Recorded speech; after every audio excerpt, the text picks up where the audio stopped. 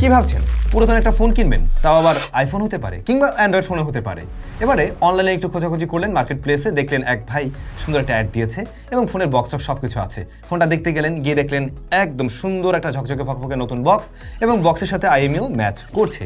আপনি চিন্তা করলেন ওকে অথেন্টিক সেলার এবং হয়তোবা সে নিজে কিনে নিয়ে ব্যবহার করছিল, এখন সে বিক্রি করে দিচ্ছে। আপনি কিনে নিয়ে বাসায় আসলেন, কিছুদিন ব্যবহার করছেন, এবারে পুলিশ থেকে একটা কল আসলো, পুলিশ আপনাকে ডাকলো এবং যাওয়ার পরে দেখলেন পুলিশ ভাইয়ের কাছেও ঠিক এরকম আর একটা বক্স রয়েছে।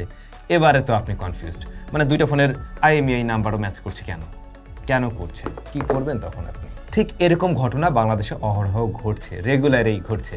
অনেকেই আমাকে রিকোয়েস্ট করছিলেন ভাই পুরাতন স্মার্টফোন কেনার ক্ষেত্রে কোন কোন বিষয়গুলো দেখে আমাদের কেনা উচিত, সে বিষয়ে কথা বলবো আজকের ভিডিওতে।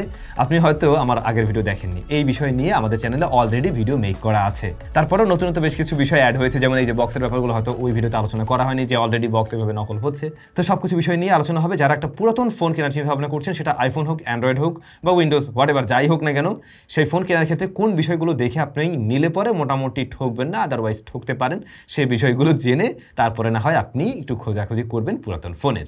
আর হ্যাঁ, আজকের ভিডিওতে আপনাদের জন্য থাকবে একটা গিভঅ্যাওয়ে, একটি স্মার্টফোন গিভঅ্যাওয়ে থাকতে যাচ্ছে। কোন ফোন আমি নাম বলছি না, বাট একটা ফোন গিভঅ্যাওয়ে থাকবে আপনাদের জন্য। কোন উপলক্ষে?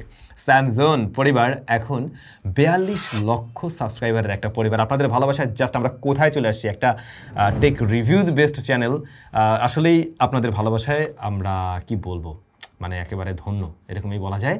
সো মনে হলো আপনাদের জন্য একটা গিভঅ্যাওয়ে তো দেওয়া যেতেই পারে। একটা কাজ করি, আমরা একটা ফোন গিভঅ্যাওয়ে করি, সাথে না হয় আরও 4টা গ্যাজেটস থাকতে পারে, সেটা TWS বা অন্য ঘড়ি টড়ি থাকতে পারে, তাহলে মনে হয় দারুণ হয়, তাই তো? আচ্ছা, গিভঅ্যাওয়েটা কীভাবে পাবেন, কারা জিতবেন, এটা ভিডিওর মাঝে আমি কোনো এক জায়গায় বলে দেবো। So stay tune. ভাইজান, পুরাতন ফোন আপনি যে কোনো কিছুই কিনতে পারেন, সেটা অ্যান্ড্রয়েড ফোন হতে পারে, স্যামসাংয়ের ডিভাইস হতে পারে কিংবা আইফোনও হতে পারে। তো আমরা মনে হয় বক্সের ব্যাপারটাই ফার্স্ট একটু ক্লিয়ার করি, যেহেতু এই ব্যাপারটা অনেকটা লেটেস্ট, অনেকেই জানেন না।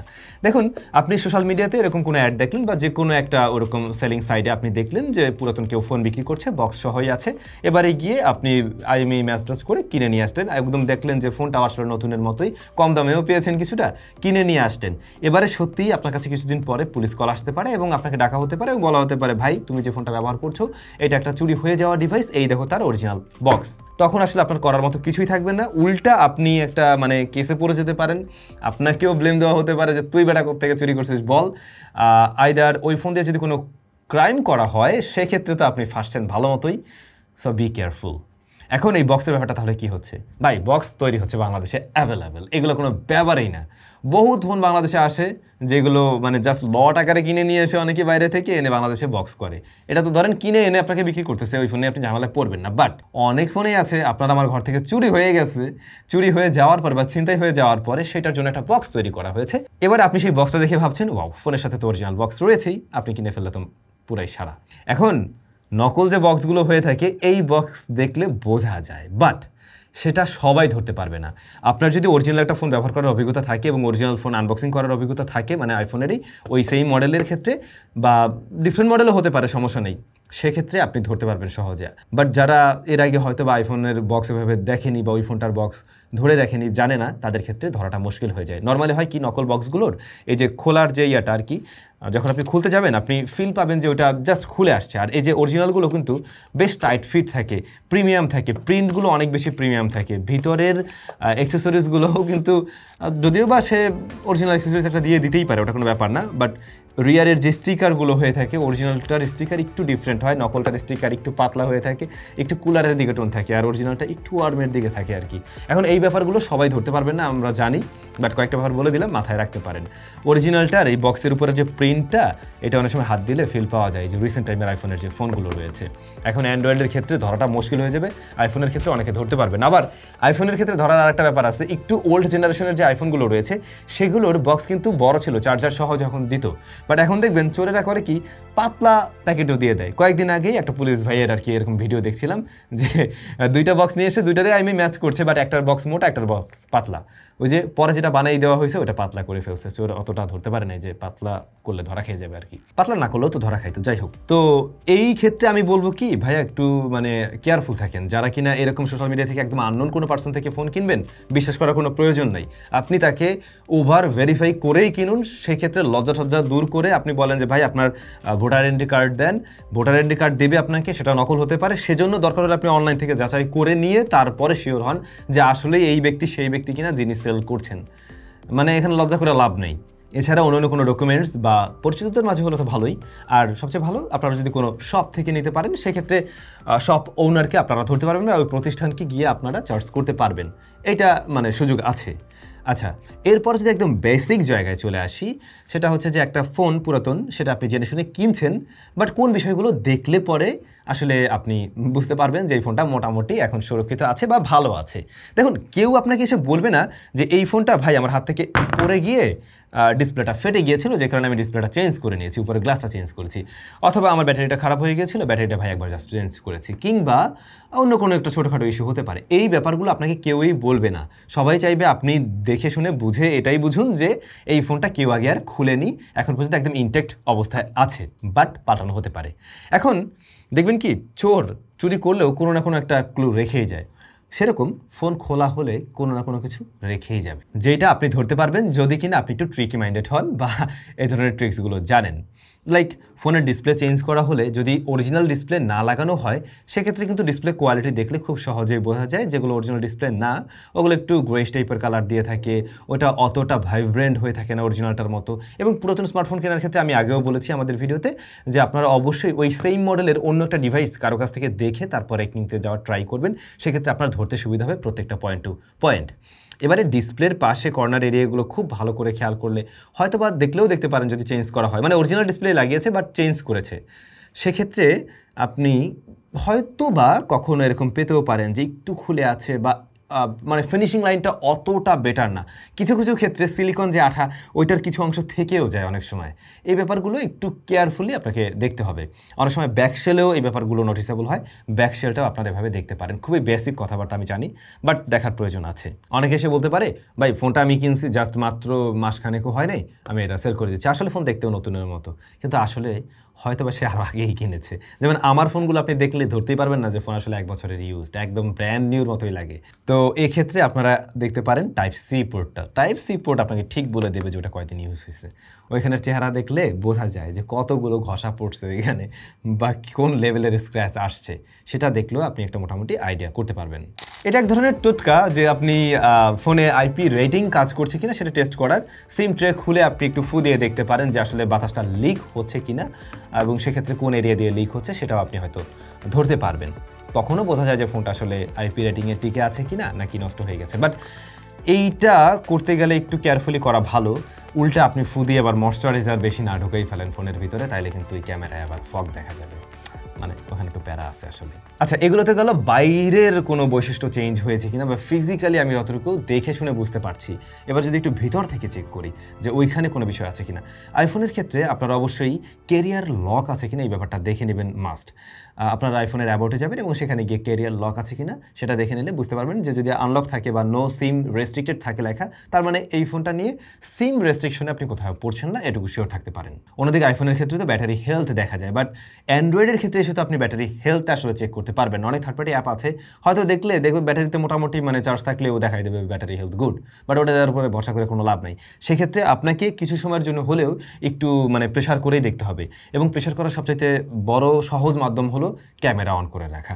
এখন ক্যামেরা অন করে আপনি একদম সর্বোচ্চ সেটিংসে 4K 60 FPS বা 8K পর্যন্ত যদি থাকে, আপনি ওই সেটিংসে গিয়েই ফোনটা দিয়ে টানা কিছুক্ষণ ভিডিও শ্যুট করা ট্রাই করুন, এবং তাতে করে আপনি বুঝতে পারবেন যে কত পার্সেন্ট ছিল, কত পার্সেন্ট ও বার্ন করছে।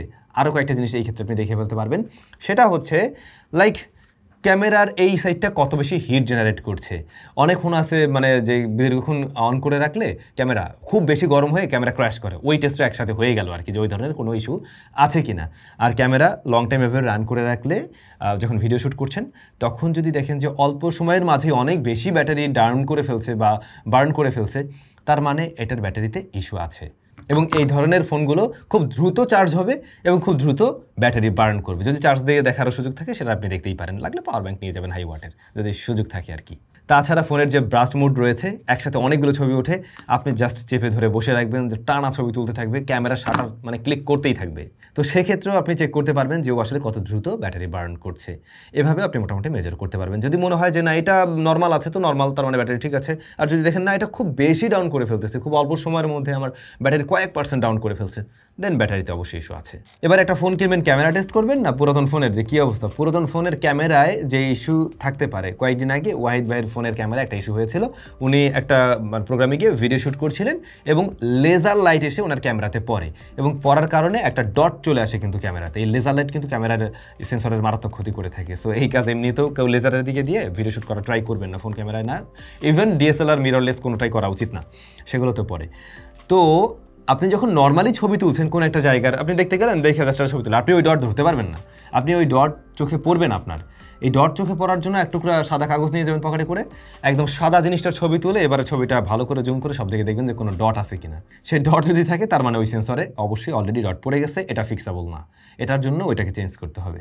এবং ওয়াহিদ ভাই আমি যখন চায়না গিয়েছিলাম ওনারটা ভাবে চেঞ্জ করে নিয়ে এসে এখন ওকে আসছে। তারপরে ক্যামেরা ল্যাগ করছে কিনা, আপনারা জাস্ট ওই ক্যামেরা দিয়ে কয়েকটা ছবি তুলে দেখলেন, ব্যাপারটা এমন না ঠিক আপনারা জাস্ট ক্যামেরা দিয়ে ছবি তুলে দেখবেন না। হ্যাঁ, ছবি তুলে তো অবশ্যই দেখবেন, কিন্তু পাশাপাশি ক্যামেরা ল্যাগ করছে কিনা অতিরিক্ত, সেই ব্যাপারগুলো চেক করে দেখতে পারেন। এবং সেই বিষয়গুলো প্রত্যেকটা লেন্স থেকেই করা উচিত। এবার একেবারে খুঁটিনাটি আমি সমস্ত বিষয়গুলো যদি চেক করতে চাই, খুব সহজে একটা অ্যাপ্লিকেশন ডাউনলোড করে নিতে পারেন, ডিভাইস ইনফো, যার ব্যাপারে আমি এর আগেও একটা ভিডিওতে বলছিলাম। এই ডিভাইস ইনফো থেকে আপনি আপনার ওই ফোনের যাবতীয় সব কিছুই চেক করতে পারবেন। মানে দেখতে তো পারবেন সব কিছু ঠিকঠাক আছে কিনা, এমনকি টেস্ট করে নিতে পারবেন যে আদতে ওইগুলো ওয়ার্ক করছে কিনা। ফার্স্ট অফ অল ওই অ্যাপে গেলেন, অ্যাপে গিয়ে একদম শেষ দিকে চলে যাবেন এবং সেখানে গিয়ে দেখবেন টেস্ট নামে একটা অপশন রয়েছে, এবং সেখানে যাওয়ার পরে আপনারা দেখতে পাবেন মাল্টিটাচ চেক করা যাচ্ছে। এবং মাল্টিটাচে যখন যাচ্ছেন আপনার ফোনটা আসলে সমস্ত টাচ নিচ্ছে কিনা সেটা চেক করতে পারছেন, এবং সব জায়গায় টাচ করে কিনা সেই সমস্ত কিছু চেক করা যাবে। ইয়ারপিস আমরা চেক করি না, মানে এই যে যেটা দিয়ে আমি কথা শুনি একটা ফোনের, আমার কাছে সবচাইতে প্রথম যে জিনিসটা প্রয়োজন হয় যদি আমি ফোন হিসেবে ওটাকে কিনতে চাই, মানে আমি সিম ব্যবহার করব, সেক্ষেত্রে আমি এটাই আগে চেক করি। ভাই কথা বলে যদি মজা না পাওয়া যায়, ওই জিনিস মানে খুবই ইরিটেটিং লাগে, বিরক্ত লাগে। সো এই জিনিসটা অনেকেই চেক করেন না যখন কিনা একটা পুরাতন ফোন কিনেন। তো এখানে আপনারা ইয়ার স্পিকার চেক করারও অপশন পেয়ে যাবেন, সেখান থেকে চেক করে নিতে পারবেন। সেন্সরগুলো চেক করতে পারবেন, বিভিন্ন সেন্সরের মানে টেস্টিং রয়েছে এখানে, সেগুলো টেস্ট করার সুযোগ আছে আর কি। তাছাড়া ফ্ল্যাশ লাইট ওখান থেকে আপনি চেক করতে পারবেন।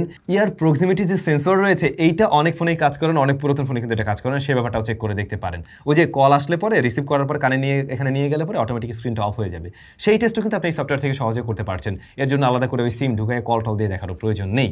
আপনার ফোন পারফেক্টলি ওয়াট নিচ্ছে কিনা, মানে আপনি জানেন যে ওই ফোনে 100 ওয়াট সাপোর্ট করে, আদতে 100 ওয়াট নেয় কিনা, সেই টেস্টও এখান থেকে করতে পারবেন। চার্জিংয়ে বসিয়ে আপনি এই অ্যাপের থ্রুতে দেখতে পাবেন যে আসলে কত ওয়াট পর্যন্ত ডেলিভার করছে এবং মানে ঠিকঠাক আছে কিনা সেটাও টেস্ট করা যায়। এছাড়া ভাইব্রেশন মোটর বা হ্যাপটিক যে ফিডব্যাক, সেটাও এখানে চেক করা যাবে। আরও অনেকগুলো রয়েছে সিরিয়াল, আপনি তো দেখছেনই স্ক্রিনে আর কি। তো এগুলো চেক করে নিয়েও আপনি বুঝতে পারবেন আপনার এই ফোনটা পারফেক্টলি ওয়ার্ক করছে কিনা, এবং ফোনের ডিসপ্লের কালারেরও ঠিকঠাক আছে কিনা সেটাও কিন্তু এখান থেকে চেক করা যায়। তাছাড়া আরও একটা সহজ কাজ করা যায়, মানে ডিসপ্লে সম্পূর্ণ এরিয়ার টাচ ঠিক আছে কিনা সেটা চেক করার জন্য কোনো একটা অ্যাপকে আপনি টাচ করে নিয়ে সব জায়গায় ঘুরিয়ে নিয়ে আসতে পারেন চাইলে। যদি কোনো জায়গায় গিয়ে ওটা ছেড়ে দেয়, মানে ওইখানে টাচ কাজ করছে না, সেটা আপনি সহজেই বুঝতে পারবেন। এরপরে ফাইনাল থেকে কানেক্টিভিটি, এই জায়গাটা ঠিক আছে কিনা, সেটা ব্লুটুথ কানেক্টিভিটি, ওয়াইফাই, এমনকি ডেটা কানেকশন প্লাস সিম কানেকশন, এই জায়গাটা ঠিকঠাকভাবে ওয়ার্ক করছে কিনা। এজন্য আপনি এমন একটা সিমকে চয়েস করতে পারেন যার নেটওয়ার্ক একটু কম আর কি, এরকম কিছু চয়েস করলে বরং ভালো। আপনি ওইটা নিয়ে গেলেন, নিয়ে গিয়ে আপনার ফোনটাতে মানে যে ফোনটা কিনবেন সেটাতে ইনস্টল করে আপনি চেক করে দেখতেই পারেন যে আসলে কী অবস্থা। এবং সেটা আরও ভালো হয় যে আপনার অলরেডি যে ফোনটা আপনার এক্সিস্ট করে, যেটা আপনি ব্যবহার করছেন রিসেন্টলি, বা আপনার ফ্রেন্ড যদি সাথে যায়, তার ফোনের সিমটা বের করে নিয়ে আপনি ওই ফোনটাতে ইউজ করলেন, তাহলে তো সহজে বুঝতে পারবেন যে দুইটা ফোনের মাঝে কতটুকু তফাৎ দেখা যাচ্ছে। এখানে অনেক ফোনেই থাকে সিমের সমস্যা, মানে সিমের সমস্যা না, আই মিন নেটওয়ার্ক রিসিপশনের সমস্যা। তো এই ব্যাপারগুলো চেক করে দেখা উচিত হবে। এবং হয়তোবা এখন বলতে পারেন যে ভাই এত কিছু কি চেক করে দেখতে দেবে? ভাই দেখতে দিবে, আপনি যাবেন, বিরক্ত হইলে হবে। ওই আপনার কষ্ট করে অর্জন করা টাকা দিয়ে আপনি একটা ফোন কিনবেন, পুরাতন ফোন, তাও আবার যেখানে হাই রিস্ক রয়েছে, ডেফিনেটলি এগুলো আপনি চেক করে নেবেন। এবং এগুলো চেক করতে চাইলে সে যদি বিরক্ত হয়, সে যদি বলে যে ভাই না এত কিছু চেক করা যাবে না, আপনি এরকম হলে আমি ভাই দরকার নেই, তুমি যাও, আপনি আর একটা দেখে কিনেন, তাও ভালো। মানে তার মানে ওর সমস্যা আছে, ওরটা যদি সব কিছু ঠিকঠাকই থাকে, ওর তো সেই সাহস থাকবে, ওইটুকু সময় কি তার নেই? ডেফিনেটলি থাকার কথা। আর শপের থেকে কিনলে হয় কি, আপনারা যদি ওয়ারেন্টি পান খুব ভালো, তাদের কাছ থেকে জেনে শুনে বুঝে নেবেন যে ওনারা আসলে ওয়ারেন্টি প্রোভাইড করতে পারছে কিনা বা করবে কিনা। দেন আপনি আপনার পার্চেস ডিসিশন নিশ্চয়ই মেক করবেন। ইভেন শপে গিয়েও এই ধরনের বিষয়গুলো চেক করে নেওয়া যায়। তো মোটামুটি বেসিক ব্যাপার ছিল। তবে যে মেসেজটা মূলত আমি এই ভিডিওর মাধ্যমে দিতে চেয়েছি, অলরেডি যেহেতু এই বিষয় নিয়ে আমাদের আগে একটা ভিডিও ছিল, সেখানে আসলে এই বক্সের বিষয়গুলো তেমন একটা উল্লেখ করা হয়নি বা তখনও আমরা এই ধরনের কেস খুব একটা দেখিনি। কিন্তু রিসেন্টলি এরকম কেস অনেক বেশি পাওয়া যাচ্ছে যে বক্স তৈরি করে ধরিয়ে দেওয়া হচ্ছে। সো এই জায়গাটা একটু কেয়ারফুল থাকা এবং মেইন মেসেজই আমার ভিডিওর এখানে ছিল। আই হোপ আপনারা মোটামুটি ক্লিয়ার। ভিডিও শুরুতে বলছিলাম আপনাদের জন্য একটা গিভঅ্যাওয়ে রয়েছে এবং গিভঅ্যাওয়ের উদ্দেশ্য কি সেটাও বলেছি। আবার আপনাদেরকে অনেক অনেক ধন্যবাদ যে আমাদের সাথে থাকার জন্য। আপনারা শুধু সাথে থাকবেনই না, আমাদেরকে নিশ্চয়ই বিভিন্ন সময় অনেক উপদেশ বলুন বা আপনাদের সাজেশনগুলো সেগুলো দেবেন, আমরা যাতে আরও ভালো করতে পারি। আর আপনারা যেমন আমাদের এই পরিবারটাকে মানে স্যামসাং চ্যানেলটাকে অনেক বড় একটা জায়গায় নিয়ে এসেছেন, আমি রিকোয়েস্ট করবো আমাদের ফেসবুক গ্রুপটাতেও আপনারা একটু জয়েন হবেন। আমাদের আগে দুইটা গ্রুপ কিন্তু চলে যায়। 2024-এর সময় আমাদের আরও একটা বড় গ্রুপ হারিয়ে যায়, আপনারা নিশ্চয়ই জানেন কী কাহিনী হয়েছিল।